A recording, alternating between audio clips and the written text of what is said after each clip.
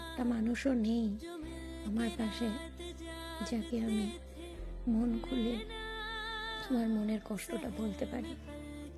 এমন একটা মানুষও শোনার নেই যাকে আমি মনের সমস্ত যন্ত্রণা বলতে পারি। মা বাবা, সে তো জন্ম দিয়েছে, সে মেয়ে বা ছেলের কষ্টটা কি করে শুনতে পারে? মা বাবাই হয় একটা মেয়ে বা ছেলের জন্য চরম বন্ধু, কিন্তু কিভাবে সেই কষ্টটা শুনতে পারে? আজ আমার কাছে এমন কোনো কেউ নেই যে যাকে জড়িয়ে ধরে চিৎকার করে কেঁদে বলতে পারি আমি খুব কষ্টে আছি।